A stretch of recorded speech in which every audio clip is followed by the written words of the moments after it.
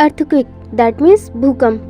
Friends, भूकंप क्या होता है इसके बारे में तो आप सबको जनरली पता ही होगा, लेकिन क्या आपको पता है कि अर्थक्वेक क्यों आता है, अर्थक्वेक आने के पीछे की मेन वजह क्या होती है और रिएक्टर स्केल पर कितनी इंटेंसिटी पर कितना ज़्यादा नुकसान होता है।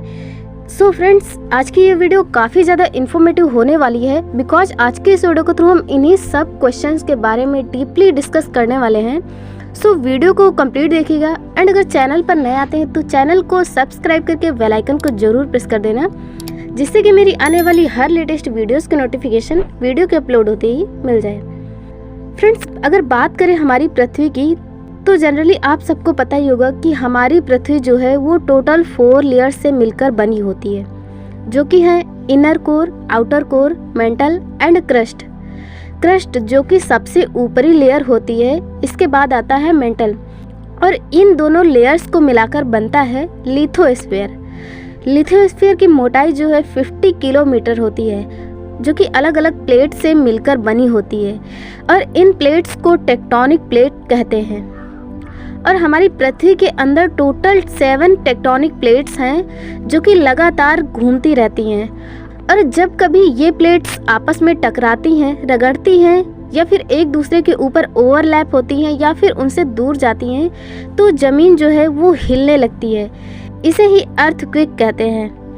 और अर्थक्वेक को मेज़र करने के लिए रिएक्टर पैमाने का यूज किया जाता है, जिसे रिएक्टर मैग्नीट्यूड स्केल भी कहते हैं। और जिस जगह से अर्थक्वेक उत्पन्न होता है उस सेंटर को कहते हैं एपीसेंटर, और उसी एपीसेंटर से ही अर्थक्वेक की इंटेंसिटी मापी जाती है।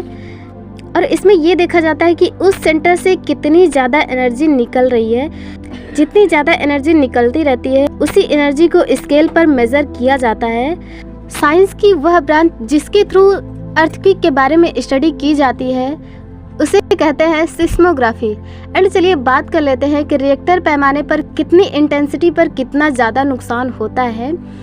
अगर 2 या फिर 2.9 तक अर्थक्वेक आता है तो बहुत ही लाइट वाइब्रेशन होता है, एंड अगर 3 या फिर 3.9 तक की इंटेंसिटी का अर्थक्वेक आता है तो सिर्फ इतना फील होता है जैसे कि आपके पास से कोई ट्रक गुजर जाए या फिर कोई बड़ा व्हीकल आपके पास से गुजर जाए, सिर्फ इतना ही वाइब्रेशन आपको फील होता है। एंड अगर 4 या फिर 4.9 तक की इंटेंसिटी का अर्थक्वेक अगर आता है तो इसमें घर की विंडोज़ जो है टूट सकती है, एंड अगर वाल पर कोई फ्रेम टंगी है तो फिर वो गिर सकती है। एंड अगर 5 या फिर 5.9 तक की इंटेंसिटी का अर्थक्वेक आता है तो घर के रखे फर्नीचर जो है वो हिल सकते हैं। एंड अगर 6 या फिर 6.9 तक की इंटेंसिटी का अर्थक्वेक आता है तो बिल्डिंग की नींव तक हिल सकती है और बिल्डिंग्स भी गिर सकती हैं। एंड अगर 7 या फिर 7.9 तक की इंटेंसिटी का अर्थक्वेक आता है तो इसमें जो है बिल्डिंग्स पूरी गिर जाती हैं और ज़मीन के अंदर जितने भी पाइप्स वगैरह रहते हैं वो सब फट जाते हैं। एंड अगर 8 या फिर 8.9 तक की इंटेंसिटी का अर्थक्वेक आता है तो इसमें बड़ी बड़ी इमारतें गिर जाती है और बड़े बड़े पुल भी टूट जाते हैं। इसमें बहुत ही ज़्यादा जनधन की हानि होती है। एंड अगर 9 या फिर उससे ज़्यादा तक की इंटेंसिटी का अर्थक्वेक आता है तो इससे बहुत ही ज़्यादा तबाही आ जाती है, इसमें काफ़ी ज़्यादा नुकसान हो जाता है। एंड अभी तक इंडिया में आया सबसे ज़्यादा इंटेंसिटी वाला अर्थक्वेक जो है रिएक्टर पैमाने पर 8.7 मापा गया है। एंड ये अर्थक्वेक 12 जून 1897 को शिलांग प्लेट पर आया था। ओके, एंड चलिए बात कर लेते हैं अर्थक्वेक एरियाज़ के बारे में। तो अर्थक्वेक एरियाज़ को टोटल 5 पार्ट में डिवाइड किया गया है, जिनमें से पहला एरिया वो होता है जहाँ पर इससे कोई भी खतरा नहीं होता है। एंड सेकेंड एरिया वो होता है जहाँ पर थोड़ा हैजर्ड होता है।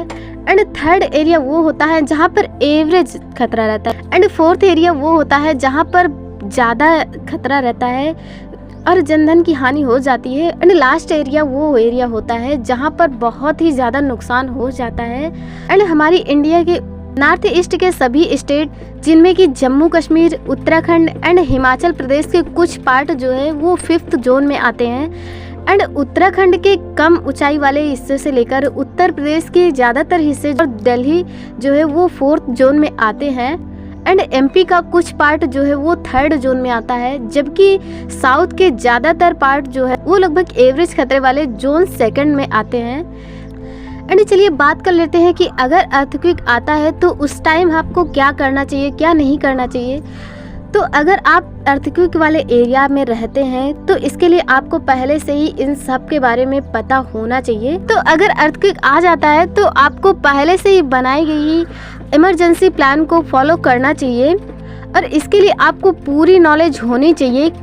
सो फ्रेंड्स, इन्फॉर्मेशन कैसी लगी कमेंट में ज़रूर बताइएगा और अगर आपको ये इन्फॉर्मेशन पसंद आई तो वीडियो को लाइक एंड शेयर कीजिए और अगर आप मेरे चैनल पर नए आते हैं तो चैनल को सब्सक्राइब करके बेल आइकन को जरूर प्रेस कर देना, जिससे कि मेरी आने वाली हर लेटेस्ट वीडियोस की नोटिफिकेशन वीडियो के अपलोड होते ही मिल जाए। So friends, thank you.